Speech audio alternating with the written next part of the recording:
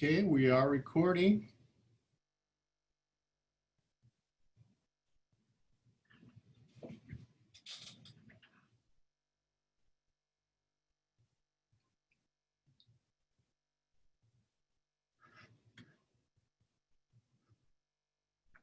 Okay, let's go ahead and start. Welcome everybody. Welcome to Pruning and Training Fruit Trees. My name is Jeff Wasielewski. I'm the Commercial Tropical Fruit Extension Agent for University of Florida IFAS and Miami-Dade County. And I welcome everybody here. I'm glad you can make it. We're going to talk about really my favorite horticultural subject, pruning. This is a great subject to actually do hands-on, and when I teach this course, I usually do a lecture and then we go outside and I show you exactly what I'm talking about. So today we're going to do the best we can with a PowerPoint, and I'm going to try to keep my eye on the chat and answer questions as we go, but forgive me if I don't quite get to you. So welcome to Tropical Fruit Tuesdays at 2. Last 2 weeks ago, we did propagation by air layering. Today, we're going to do pruning young trees. I'm going to talk about pruning older trees as well a little bit. And then July 7th, we're going to do propagation by grafting. July 21st, we're going to do proper planting, very important. August 4th, we're going to do propagation by cuttings, and we'll just keep going forward from there. So before we get into the information, where else can you get information other than from Miami-Dade Extension? Well, a great place to get information is the University of Florida database called EDIS, E-D-I-S. So if you search EDIS space UF for University of Florida and then put in the word mango, you'll get a really good peer-reviewed publication on mangoes. And this publication I'm showing you here is one that I wrote on tropical and subtropical fruit propagation. So you can find that under EDIS as well. The great thing about EDIS is you can't get your publications into EDIS unless it goes through a rigorous looking at and editing schedule. I can write a fact sheet, I can put it up on the internet, and that's the end of that. But for EDIS, it has to go through levels of editing. So you're going to get good information there. Another place you can get good information is from other universities. If you have something like I had someone ask me a question about breadfruit, University of Florida doesn't have a lot of information about breadfruit, so I found something by searching breadfruit.edu. I found something about from the University of Hawaii on breadfruit, and I was able to share that. YouTube is a good place to get information. You can get some bad information there as well, of course. But the good thing about YouTube is they're actually showing you what they're doing. I have a few videos on YouTube on pruning that you can check out, one on pruning tools, one on general pruning. There's some other really great ones there as well that I watch and learn from. Another good place to get information is Master Gardeners. Some of you that are listening, I know Pat Gill is a Master Gardener. Some of you are Master Gardeners. That's a great place to get information. The number one source for you to get information is your own garden, your own commercial grove. What you do there, you know it works if it works, you know if it doesn't work. If you see something happen there, you know it's true. If you read something, you're not always 100% sure. But if you see it with your own eyes, you know it's true. And then finally, for getting information, beware the source. Just because you read it doesn't mean it's true. There's so many things out there that aren't true.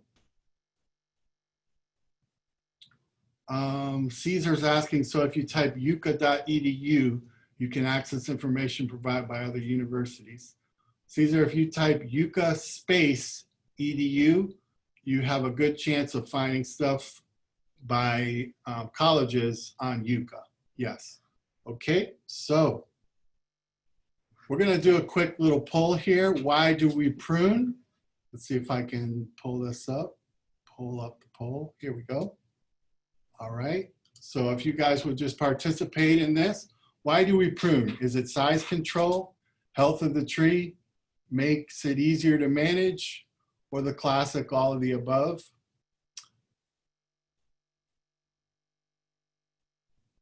So this is going to mess up my post-test since all you guys are getting it correct in the pre-test. So we're just going to scrap this. Yes, it's all those things. Everybody pretty much 100% answered correct. I can show you the results here.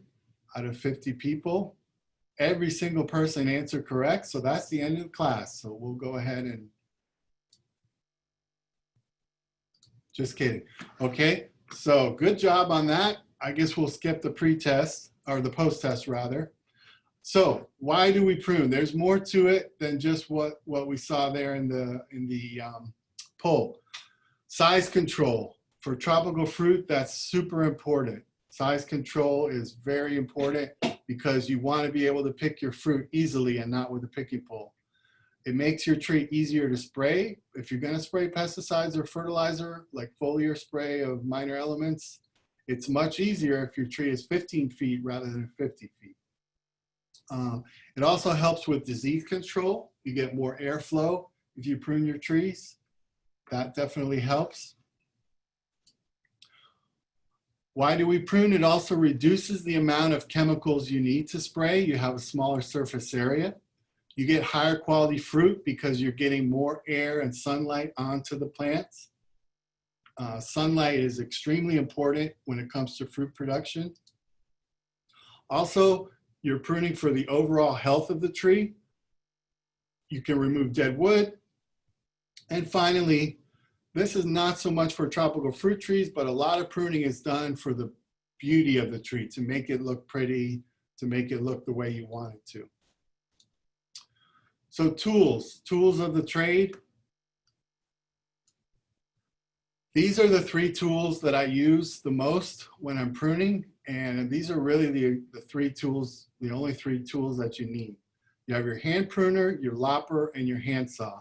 I have these tools with me today, so at the end I'm going to show you them through the camera, and you can take a look at them. But the hand pruner, you can prune anything from a leaf up into about a 1/2 inch of wood, depending how firm the wood is. A lopper, 1/2 inch to 1.5 inches, and a handsaw, 1.5 inches to anywhere to 3 feet, maybe even bigger, depending on how much oatmeal you had for breakfast, how much strength you have that day. So these are the tools I use. If you look at both the hand pruner and the lopper, you can see they can come apart. When you take them apart, you can sharpen them and clean them. And that allows these tools to last for a very, very long time. The handsaw is one piece, and the blade here, right here, is sharpened on both sides, so you can cut on the push and the pull.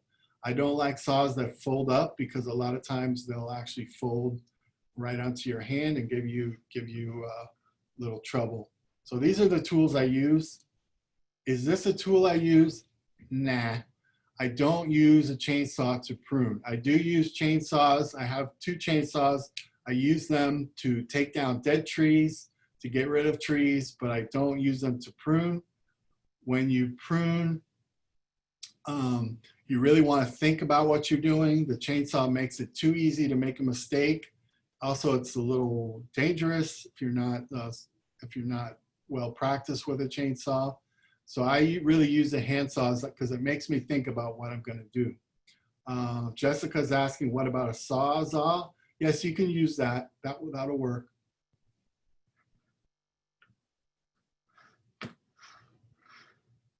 And Nicholas says this particular saw looks difficult to sharpen. Yeah, the saws you can't actually sharpen. The hand pruner and the lopper you can sharpen. I can't sharpen this handsaw, so what I do is I replace the blade every so often.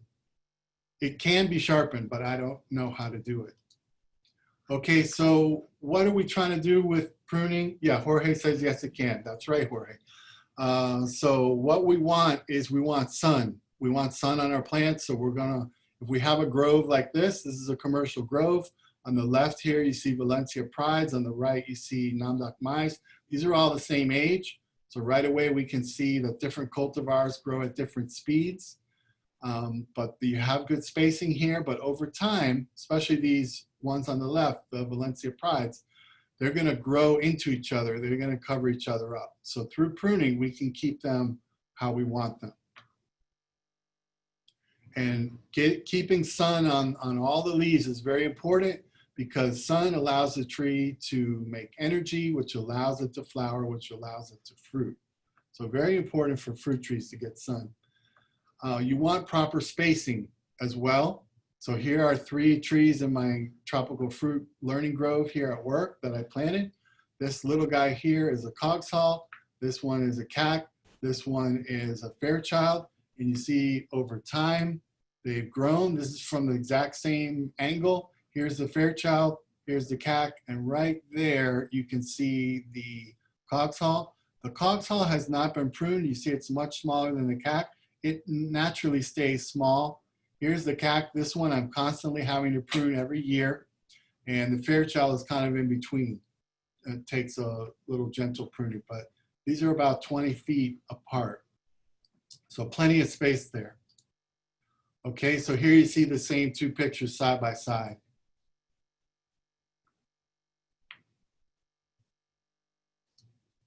Okay, so one thing we definitely want to prune for is size control with tropical fruit. We don't want to have these picking poles. We want to be able to walk up, get our fruit easily, not use a picking pole to get the fruit.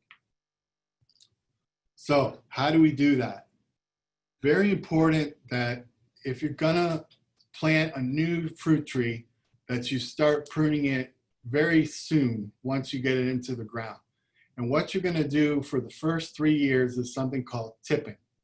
So what you're looking at here on the left is a mango that was 1 single leader, and I cut it right here. I cut off the top. That cutting forced all these buds to break, because what you have with a single leader is the top of that tree has hormones that are telling the rest of the buds in the tree not to come out. So when you remove that top, that's called apical dominance. When you remove the apical dominance, all these other buds can now come out.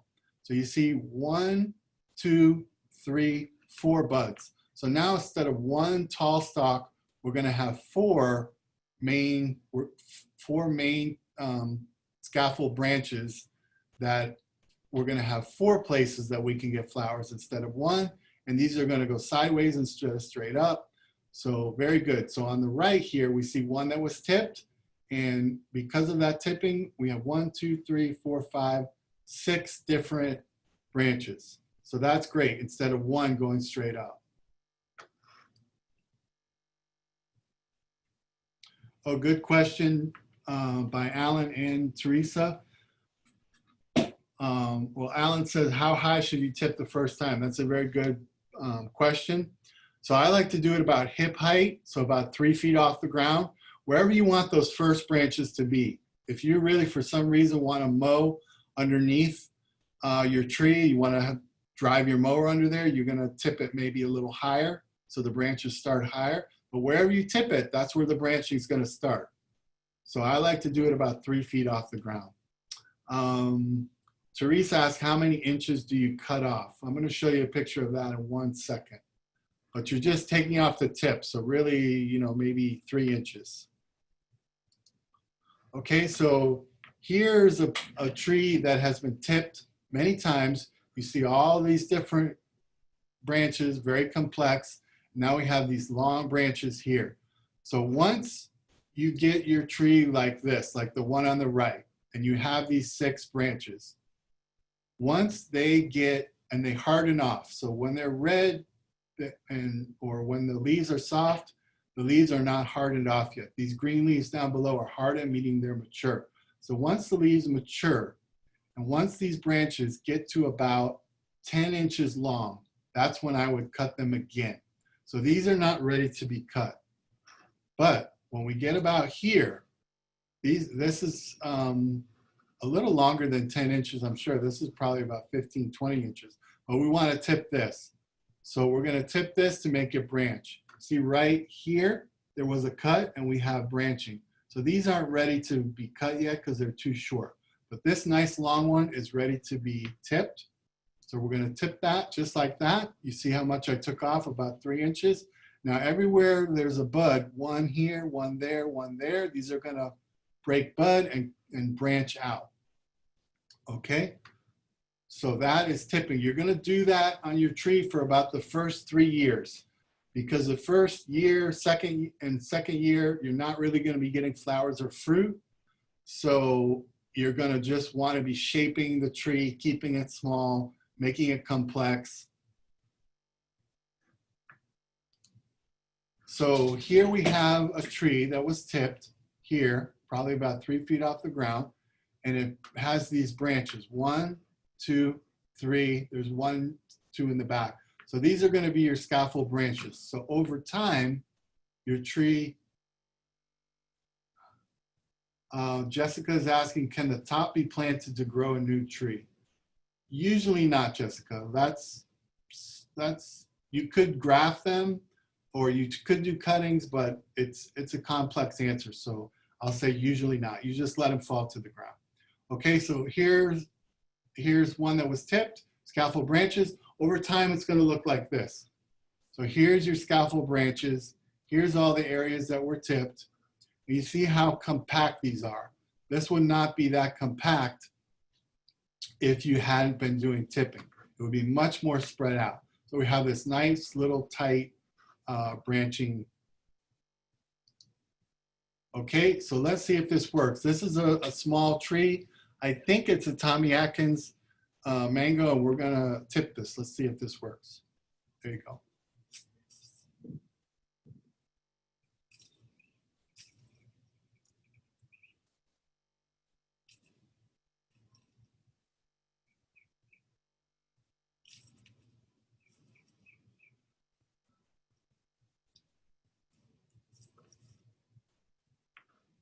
Okay, so you saw the tipping there, and 1, 2, 3, 4 branches, they were all tipped. Now each of those 4 branches will become 4 more branches. So 4 times 4, now you have 16 areas where you can get flowers and fruit rather than just 4. And also you're causing the tree to kind of go sideways, so that helps control the height. Okay, so that's years 1 and 2, maybe year 3. By year 3 or 4, you're going to start doing things a little bit different. You're going to continue to tip if necessary, like this one on the right. This one, you can see it's very complex. It was just tipped. You see the tippings on the ground there. You can just leave those as mulch. And what we're starting to look for now, if you look on the left here, we're looking for these strong, vigorous leaders. And we don't want to tip these. We want to come all the way down. And rather than make a tipping cut here, we're going to make a thinning cut. So we're going to cut it all the way down here and get rid of that, because we want to encourage lateral growth and we want to stop the strong, vigorous growth. So we're going to take that out.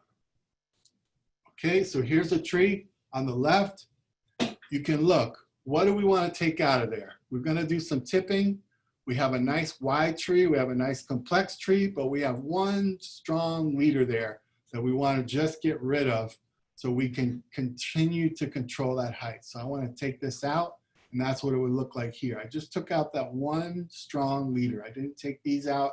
I'll maybe take these out next year or the year after that. So after you've done tipping for 1 to 2, maybe 3 years, then you switch over to this type of pruning where you're taking out vigorous uprights, encouraging lateral growth, and you're doing that only once a year, because after year 3 or about year 3, your tree should be flowering and fruiting. So if you're tipping all the time when your tree is ready to flower and fruit, you're going to disrupt the flowering cycle and disrupt the fruiting cycle. So you don't want to do that. So when do you do your pruning? You do your pruning right after you pick that last fruit. So let's say this tree had fruit on it. When I pick the last fruit, then I'm going to come out and take this out right here. A good question by Dr. Green. Your demo slides have all been mangoes. Would you alter your scheme for other types of trees? So this will work for avocado, lychee, mamey, canistel. This will work for all most of your dicots for tropical fruit. Caesar asked, if the tree is about 20 feet tall, can it be topped off, take out 10 feet of it? We'll talk about bigger trees in a second, Caesar. Okay, and year 5 and older, we're looking for these big, strong uprights, and we're gonna take that out. So what I'm doing here is I'm cutting out the strong upright. I'm encouraging this lateral growth. I'm taking out this strong upright, and you see it's a what's called a thinning cut. It comes all the way back to the main trunk. Dion is asking, can you do this with an ackee tree? Yes, you can. I think the sap of an ackee tree can sting you a little bit, so be careful with the sap. Same with mango. So we're taking this all the way out here. And you see where I'm making the cut, we're leaving this branch collar here. I'm not cutting flush all the way down here because this branch collar actually has callus cells that will help to heal the tree up. Danielle is asking what to do with mango tree that has multiple stalks, not one main one. If you already have multiple stalks, that's what you want. So you don't need to prune that unless you're tipping those multiple stalks when they're a little bit longer. Okay, so this is what we want our trees to look like. Here we have fruit. So what would I do pruning here after I took off this fruit? What I would do is come in here, tip some of these branches, and then I would look for one strong leader. So I would look at this and I would think about taking it out. It doesn't seem to be that tall. The central leader may have already been taken out here. So I might leave this one more year and we have a good height here. I would say this tree is probably about 7 feet tall or less. And you see it's got fruit, very easy to pick, very easy to maintain. Angela's asking, encouraging scaffold branches also makes tree tropical storm ready. Correct. The pruning will really help you keep your tree from blowing over in a storm. Good point. Okay, we're going to talk a little bit about larger trees as well. And these are 2 large mango trees. You see on the left, you have a Glen, and on the right, you have a Kent. And you see they have really different shapes. Now these trees were not pruned a lot when they were young.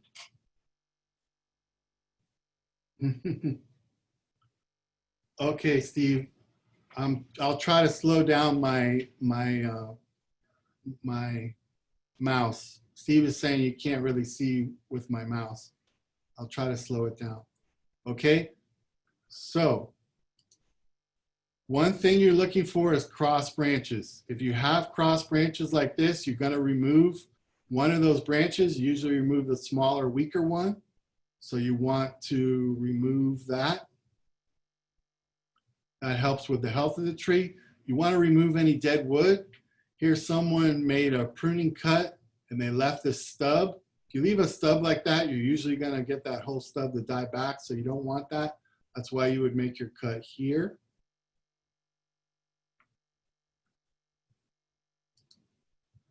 Okay, and where to cut? Like I showed you in that other picture. So look on the right here. You see where the arrow is pointing? It says remove branch here at edge of collar. So you have this little collar and you want to take the branch off there. This is for a thinning cut. This is not for tipping. This is if you're taking out like a strong, vigorous upright. So you leave that little collar there. So if we look over here on the left where it says wrong, you see that dotted line that goes straight up and down? That's where you don't want to cut. You want to do that dotted line that's on the right. That's the right place to cut.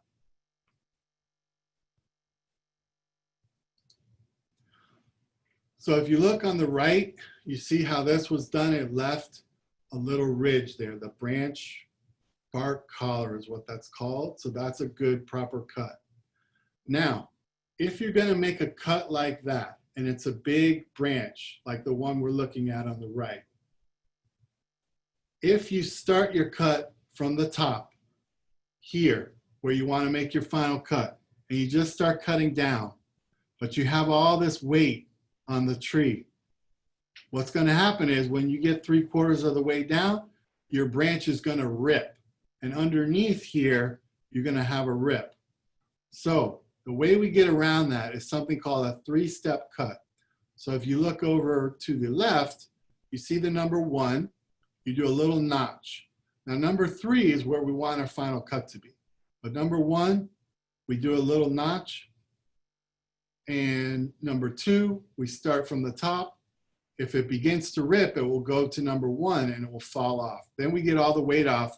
Then we just have this little stub, and then we do cut number 3. That's called a three-step cut. That'll allow you not to rip your trees.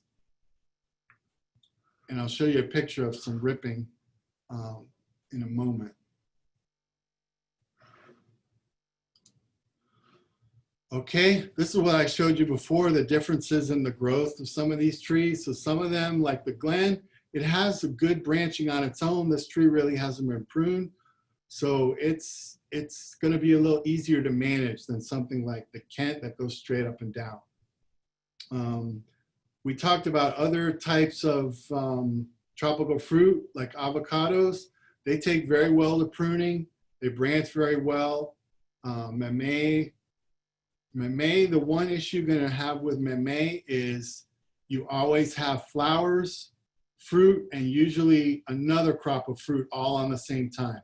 So when I told you about taking off or pruning after you take off the last fruit, with Miami, you always have something on there. So you just have to pick your shots with Miami.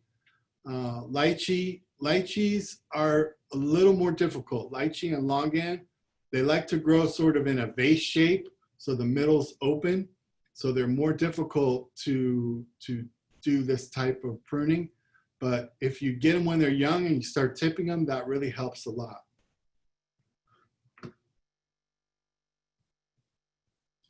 Danielle is asking, when we leave visible color on mango, we're getting ants. What else do we need to do? The ants are not there because of the collar. They're probably there because you have some scale on your tree and the ants are farming the scale. If you get rid of the ants and the scale, or if you get rid of the scale, you'll get rid of the ants. So for some trees, for some bigger trees, you have some different techniques. You can be very aggressive. So this tree on the left and the right, it's the same tree. This was a tall tree that looked a lot like this Kent. It was just one tall tree, and I wanted to bring down the size. So what I did was I cut the entire top off right here. I just cut the whole thing. Very aggressive move. This is pretty dangerous if you don't know what you're doing, so I wouldn't say you should be doing this unless you're very comfortable with pruning. You should have a certified arborist do this type of pruning for you. The problem with this is when you do aggressive pruning like that, you're going to lose 2 to 3, maybe 4 years of fruiting because the tree is going to spend so much energy putting leaves back on the tree. So when this was cut, it came out with 1, 2, 3, 4, 5, maybe more branches. I thinned it out to about 4 here, and then I cut these as well up above to get it to break. So what you end up with is what we see on the left, a nice small well-branched tree. Now that seems like a happy ending, but remember I lost a couple years of fruiting because I did that. So when you do this heavy pruning, this is actually a Royal Point Sienna. When you do this heavy pruning, you get a massive regrowth. So you're gonna have to pick what you want to grow and what you don't. This was a terrible job of pruning where they just came in and just did, very strong cuts. So that you see a lot of ripping here, and then you had all this regrowth. So what they should have done is a 3-step cut to get a nice clean cut. And then when you have all this regrowth, you come in and you select 4 of good branches that you want to keep. You get rid of all the rest of these because when you have this many all growing in one spot, you're going to get a lot of branch breakage. So this is that same tree I showed you. You see it was cut here. These are the ones I left behind. And if you look at the right, you see I made more cuts here to get it to break buds again. Okay, so this was an avocado that I did some very aggressive pruning with. This was another just tall, spindly tree that went straight up. So I really cut it hard. Oops, excuse me. I cut off the top right here, and you can see it's starting to regrow there. And now on the right, this is what it looks like now with lots of regrowth. And remember, I picked and choose what I let regrow, and then I tipped that regrowth.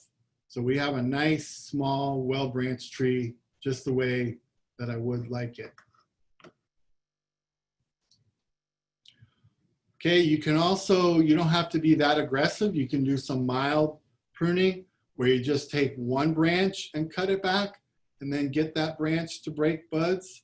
You can do that as well. Here you see on the right that, and then you can do this maybe one branch each year, and then over time you bring the whole tree down to size.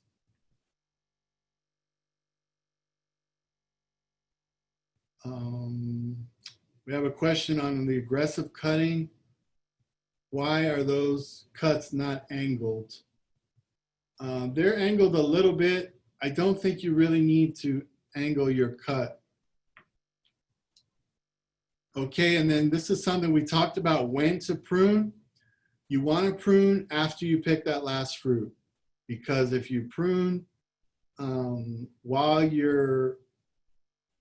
when a tree is getting ready to bloom, if you prune before that, you're going to mess up the blooming cycle. So in order to be sure of the right time to prune, you pick that last fruit and then you go ahead and prune at that point. What we're looking at here in the foreground is a tree that has flowers, and in the back you have same species of tree that was pruned and it doesn't have but one or two flowers. That's because it was pruned too late. Also, if you prune too aggressively, like I told you, if you prune more than a third or more than a quarter of the leaf canopy, you're going to lose fruiting for 2 to 3 years.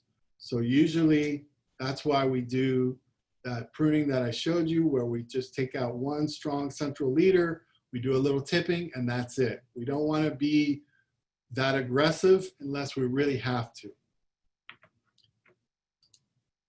Okay, I'm going to skip the post-test since everybody got the pre-test correct. And I've been answering questions as we go. We're just about out of time, but I would love to answer any other questions that you have. So let me stop my share.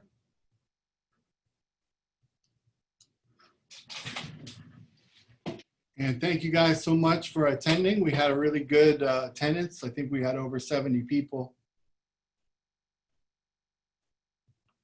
Thank you, Maria.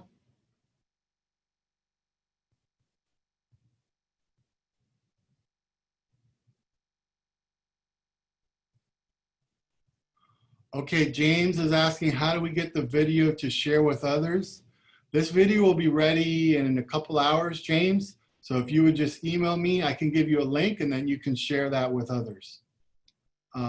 Sherry Ann, you're quite welcome. Dr. Chambers, you're quite welcome.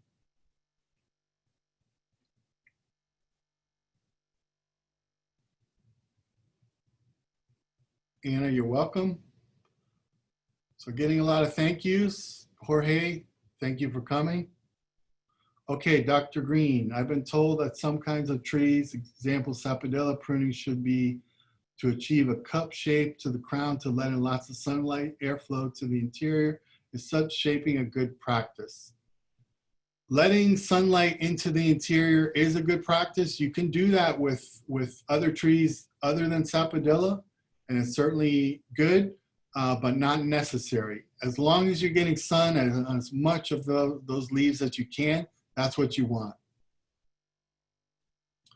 Okay, Caesar's asking about pruning techniques for passion fruit. That's for another day. Danielle, you're welcome. Teresa, you're welcome. Frederick, you're welcome. Maria, you're welcome. Andrew, everybody, you're quite welcome. Okay, good. Eleanor has a question about carambola. Is this the same for carambola? Yes, but carambolas will stay smaller, so they're much easier to control, and they really take well to pruning. When you prune a carambola, It really branches out well.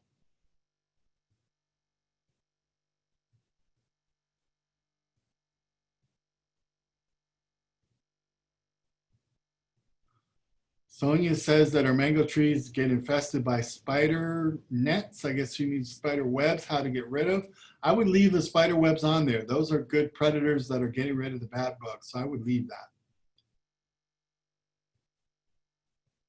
Caesar's asking about pruning techniques for yucca. I do not know anything about yucca, I have to admit. Joe Davis, is there some way to see this video again? It was without sound, but looks great in pictures. Thanks for producing the information. So Joe, yes, just email me and I'll give you the link for the video again. Hopefully you'll have sound the next time.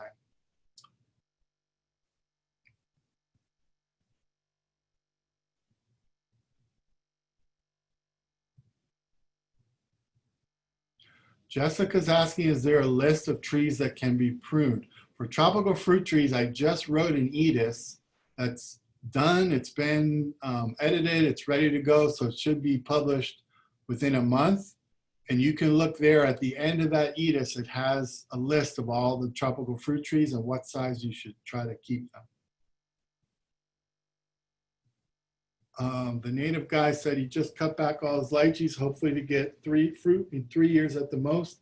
Yeah, I would say 2 to 3 years to get your fruit.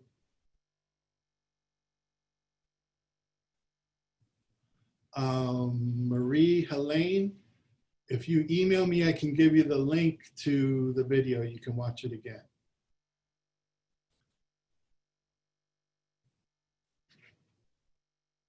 Okay, Danielle is asking, can coffee trees be pruned in this manner? I don't have a lot of experience with coffee, but I think they can. I think it will work.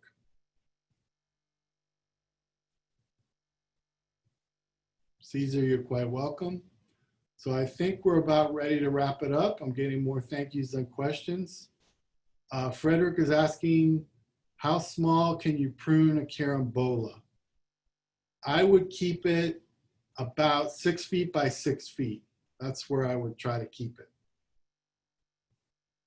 Nicholas says, after heavy pruning on mango and citrus, I noticed many stems emerging from the same place. They seem weakly attached to the tree. Should these clumps of stems be thinned to one stem or remove entirely, hoping a single stem will emerge? You are right, you shouldn't have that many. You should be thinned, not to one stem, but to about 3 or 4. That's what I would do. You want them to break like that. You want that diversity. You want that. Oh, good point by Jorge. He says guava fruits on new growth. Guava is another one like carambola that really takes well to pruning, and you can keep it small. And what he's saying there, that guava fruits on new growth, when you prune a guava, the new growth that comes out, that's where you're going to get your fruit. So pruning actually helps with fruiting on guavas.